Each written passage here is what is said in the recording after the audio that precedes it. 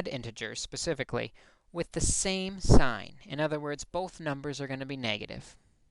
It also works if both numbers are positive, but we've seen that before, and it's not nearly as interesting.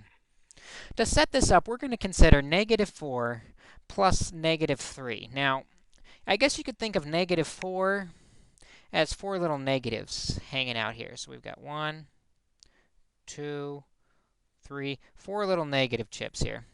And we're going to add to that 3 more negative chips. So 1, 2, 3 more negative chips. And what you see we've got is just a whole bunch of negative chips hanging out together. In fact, there are 7 of them total. We've got 7 of these negative chips. And that's kind of how we end up with this solution. That -4 plus -3 is a total of -7. Because we just have a whole bunch of negatives. We just need to know how many of them.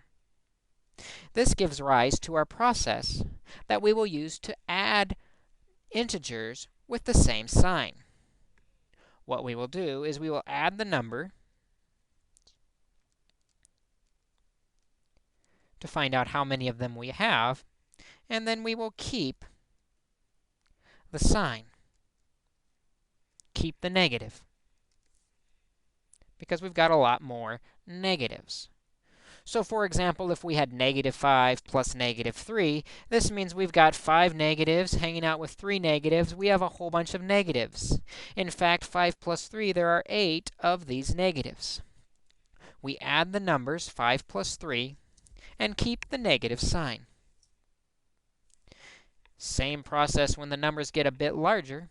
-13 plus -42, we can add the numbers 13 plus 42, because they have the same sign, gives us 55. And because they're both negatives, we now have -55. To add integers that have the same sign, we will add the numbers and keep that sign.